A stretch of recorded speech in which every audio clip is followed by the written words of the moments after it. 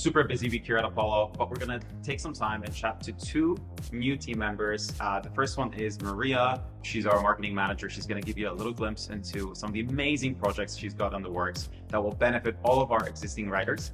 And second, we're gonna talk to our director of supply chain. He's been with us for over a year. We figured, what an interesting guy. Let's speak to him. Let's see what he's actually got going on, what he's working on. And most importantly, what are we doing to get your products to you as soon as possible? So follow me, let's chat.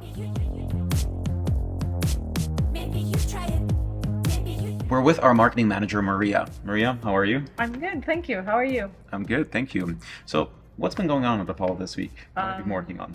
Well, there's a lot going on. There's a couple of surprises, and I think the most exciting one is the launch of our loyalty program or reward system for all of our very engaged and very enthusiastic riders.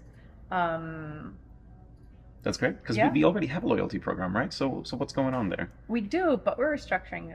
The idea is to start rewarding people. The more kilometers you make, the more points you have, and then the rewards are also, at least in my opinion, they're going to be better. I see. So some free merch, some interesting discounts of scooters, accessories. So it's coming soon. That's awesome. It's been a lot of work, just working together as a team, Yeah. finding what would be the most exciting type of gifts or rewards for our riders. Yeah, and I think you did a survey, right, on one of our communities, trying to figure out what type of rewards we should be offering. Can you give us a little bit of a glimpse into what were the top answers and what people really want? For sure.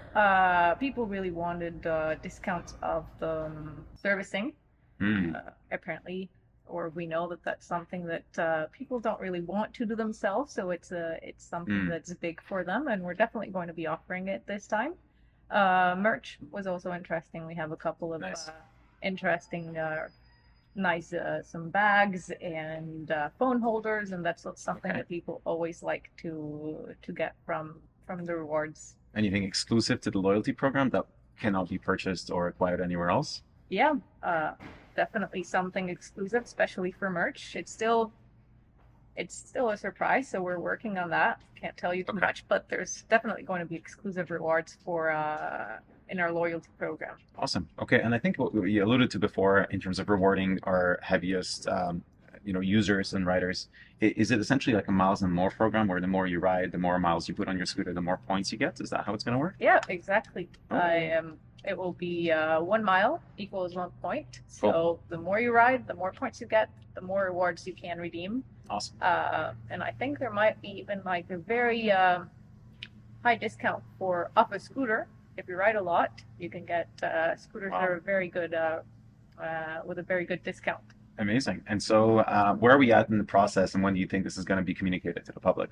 Well, it's coming very soon. We're expecting to have it next month. So hopefully everything goes in line, and it's very exciting. Everyone will be able to start earning points right away. Amazing. Next up, we've got our director of supply chain, Nick. Nick, how are you? Hi, pleasure to be here. I'm Good to be on the show. pleasure to be on the show. I'm doing good. Honestly, it's good. It's been a busy season. We're still in it, honestly. So Yeah. but yeah, it's Getting through it. good getting through it 1 month at a time.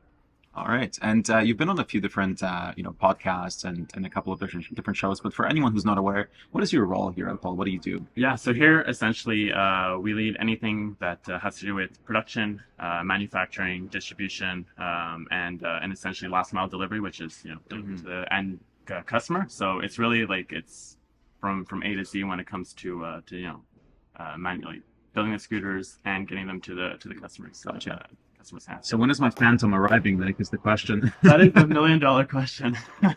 Before we get there, just maybe at a high level, if you don't mind, sort of summarizing what's actually been going on at Apollo this summer, sort of how we ended up in this situation, and what are we doing to rectify it? Yeah, for sure. So yeah, like I said, it's been a really busy season. There's been a lot of things going on. We've had a few surprises, unfortunately, as you mentioned, with the Phantom, which we're just trying to juggle as much as possible. We had the production of the A12 going in, The Pro. the Pro, which was huge. And then we had a few hiccups with the Phantoms where we are managing it. We're trying to manage it as best as possible. So obviously, doubling down on QC, making sure that we're getting really we're very involved in the production process, even more so to make sure that we're pulling out units as fast as possible, and really limiting as much as possible our turnaround time so that the impact on the customers is very limited.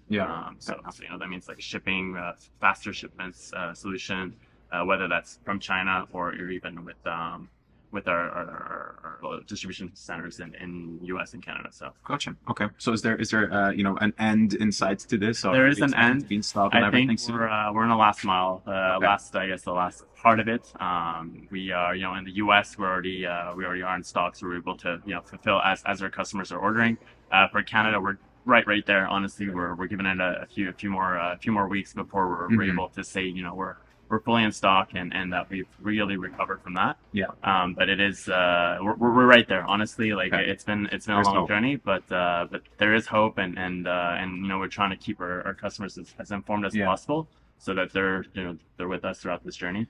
Yeah, I think something you said before that was pretty helpful for me, at least to contextualize the whole situation, is that the summer was a bit of a perfect storm in the sense that we started producing a bunch of new scooters, the Air 2023, City 2023, the Pro, right? Like those are, yes, the City and the Air we had some experience producing, but we basically introduced a whole revamped QC function. We have a dedicated team in China, right, which is amazing, but the reality is that with much stricter quality standards, we're also slower to produce. And so there was, I think, a bit of a learning curve there at the beginning to ramp up production, right? There definitely was. Honestly, like you mentioned, like having a new team is fantastic, because that means like we can have like that confidence once the product rolls off the production line. But there's a learning curve, and us to make sure that we're putting the right processes in place. That's super important. At the end of the day, we want to have a customer who has their scooter who's super happy with it, who doesn't have any issues, and it's really like we've gone through that QC process, and we're happy about the final result, and the user experience. Okay, yeah, fair enough. So in terms of projects, what are you working on? What's really in the works to improve how we do? So essentially, we have a huge project, one of our the biggest projects that we've ever done from an IT perspective. So we have an ERP that we're just implementing here at Shout out to NetSuite. Shout out to NetSuite, honestly, and everyone who is involved.